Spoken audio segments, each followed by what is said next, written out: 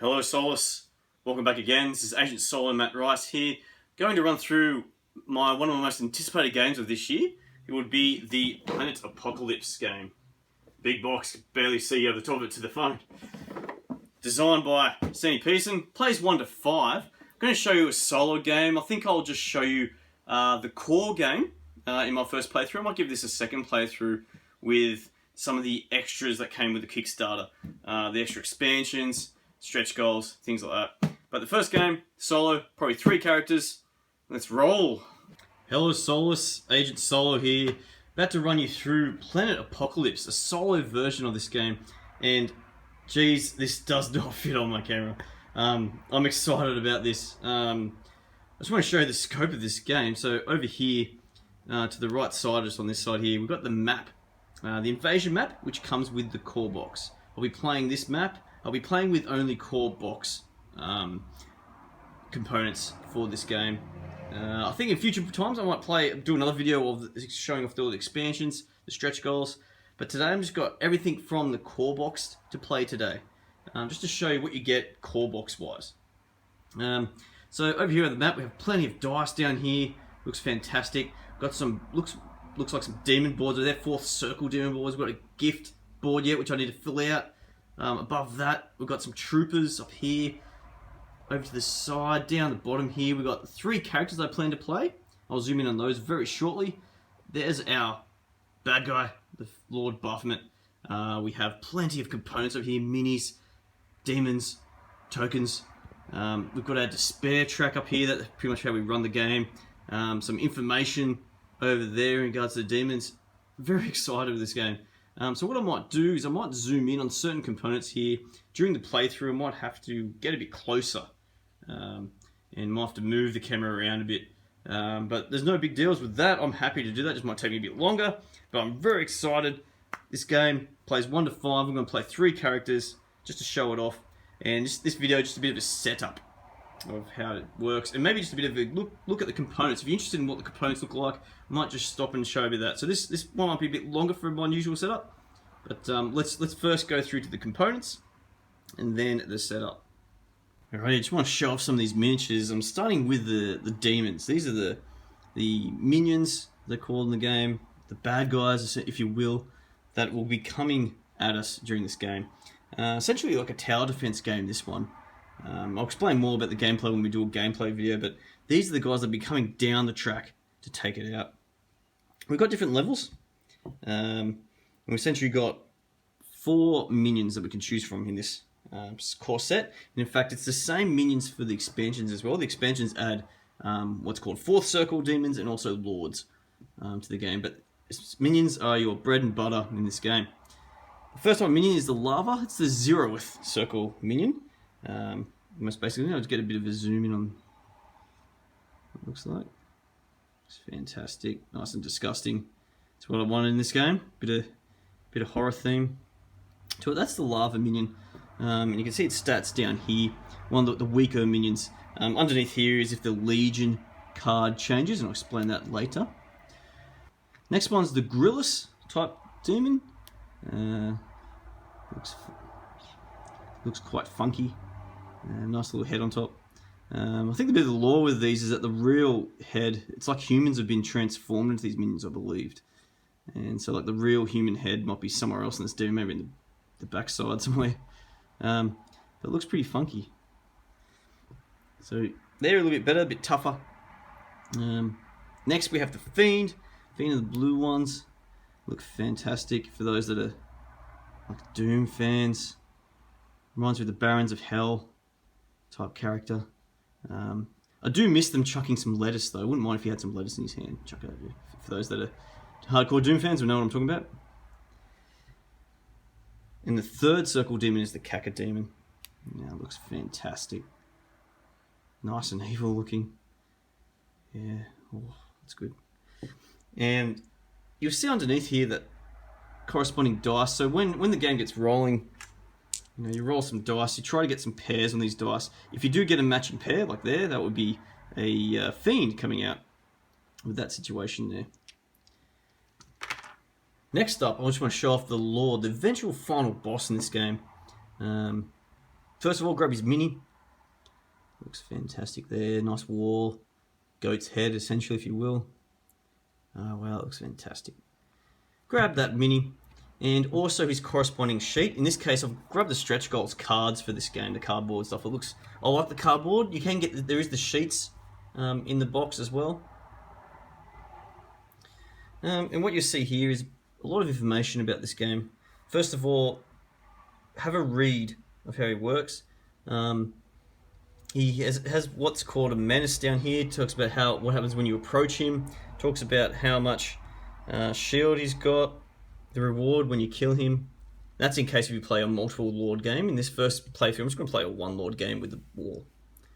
Supposedly the easiest version of it, but I think it's still a hard game. I haven't played it yet. You'll get to see my virgin playthrough of this game, and I'm very excited with this. You also need to track his health. In this case, he's got 2 different health trackers for his wall and the lord itself. It has nicely clear here, depending on how many players you play, where the health tracker starts. So if I play 3-player, Buffman starts at 12 health and his wall is at 4 health. Next, I'm essentially showing off what's called the mini bosses in the game, the 4th circle demons. In the core box, you get 2. The Catobla, jeez, I can struggle to say this one. The Catobla-Pass, close, I guess. Nice mini here, very disgusting looking. I'm not sure what's really going on there. Is it 2 people? I don't know. But nice and evil and horrible looking. And the Hellhound, nice and cute little dog. These guys are the 4th circle, so they come out in special situations when the Lord track moves.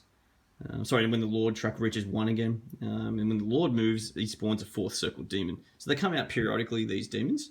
And they make the game a little bit harder, switch it up a bit. They have little special abilities that switch up the game a bit, how you need to approach killing the minions or defeating the map scenario. Nice look here at the toughness, what dice they roll to have a go at you. What happens if they leave the map, health, things like that. Looks fantastic. Next up, I've got the hero board. I've just got 1 to show off here, just to sort of fit it through. I'm choosing 3. I've got Naomi, Jocelyn, John Dark, and this guy, Terang. Just have a look at his mini. These guys are grey. I don't mind that. The other demons are more colourful. I guess it's more about the demons than the heroes in this game. The heroes are just pushed to the side. They've got no hope, sort of each scenario, and I think that's the aim of this game. The challenge is to try and defeat back those demons. You see on the board here, the health tracker has up here like a start cap, so that's where the health would start when I get playing this game. Of course, if you hit 0, that's the end of the game for that hero. You can always choose a new one. Abilities, okay, starts with the stuff abilities. Also has weaknesses. The heroes have pros and cons, and the cons always take effect. And that's what I like about this game. Mixes up. Each hero has a different con here. For example, this guy's got cowardice. He can't enter an area containing a 3rd or 4th circle demon unless another hero is in that area. Fantastic. Over here is where the upgrades happen. Once you collect enough courage, when you defeat minions, you gain courage. Things like that. You can buy gifts that unlock new powers. Brilliant stuff. Of course, you'll need your rulebook. Nice and thick rulebook here, but not too daunting. Goes through stuff pretty good set by set. It also gives you the indication of what you get in each pack. So it's the overall components in the core game, but also even if you don't have them, it just gives you an idea what you get in, say the dragon pack up there, and what legion cards you're missing out on, what regions, trooper cards, what maps you get, what minis you get. It's excellent. Shows you everything that you're missing out on, what you'll get. Of course, some nice rules in here. Talks about a glossary, how to set up the game, which I'm about to do. Lovely stuff in here, what each little component means. It also breaks down all the phases, what happens. And also gives you some little sort of background stuff and tactics, like suggested tactics against the demons. These are all demon lords and suggested tactics for the heroes. Fantastic stuff. Very handy to have. You also need your gift board that's used to upgrade your heroes. So as I suggested before with Terang, there's certain slots, so let's just grab him for a moment. There's certain slots here that we can get gifts to put on. So when you acquire a gift, you get the ability or something underneath it, plus the ability of the gift that comes out. So this would be populated with gifts. I mean, I'm just going to use the ones from the core set. I could do all this, grab a few extras. For example, I've got a few double ups here because I haven't shuffled them yet. But they all come in here. You choose one, tells you what extra cost they have, gives you an idea what they do. So for example, Faith, if toughness is 2 or less, gain 1 toughness, or otherwise add 1 to cap and current health. No further effect. But it costs you an extra 4 courage to get. Okay, and these things can be acquired during the team phase. Right here we have the trooper cards. I've decided yet again to go with the core set. In the expansions, there's heaps of different troopers. There's different regions which have a different mixture of troopers. You always have 5 trooper cards, and this is the core set ones. So the volunteers will cost 1. And this is what they can absorb. Okay, 2, cost 3, cost 4, cost 5. These are their health points. Sometimes they have extra abilities. Now, patrol is when you have it on a hero, and ambushes, when we explain later in the game, is what happens when you lay that down on the map and what kind of helpful defense that these guys can do when they ambush the minions as they move forward. These are your Legion cards. So they'll be shuffled up this way. These are the ones in the core box. And these change up how the gameplay goes, how the minions go. For example, when Acheron, damned. When 1 or more demons exit, score 1 extra doom per demon. So it just changes the game a tiny bit. And these change up during the game as well. So you shuffle 1 in, and then when doom hits 3, which I'll show you on the despair track very soon, you change a new one, 7, and of course 13's when you lose. Yeah, this is a game board, more how it runs a bit. I'm missing the Legion here at the moment. But you will need your despair dice. This is what you roll for what minions come out. What kind of circle minion comes out. This is your courage tokens here. This is the courage pool, where anyone can access. I've got the despair track here. This moves around each turn depending on how many characters you have. So I've got 3 characters, it will move up 3. This is the Lord track that moves up each time this comes back around to 1. And when the Lord track comes back around to 1, that's when the Lord moves, spawns a 4th circle demon, bad things happen. This is your Doom track. 13 is your max. I believe once you get over 13, you die, or is it on 13? I think it might be on 13. You lose the game. And a couple of little extra handy hints here, but this is important, this. And just want to talk about some of the tokens here. So these are invasion tokens. And for those that have the Hellhound pledge or have gone extra to get the relic pack, you'll notice that there is minis that go with these, and they look really cool. As I said though, I'm playing with the core box for this one just to see how the core box goes just on its own, just for this first playthrough. So yeah, these are used as the areas where the minions are yet to be revealed, these invasion tokens.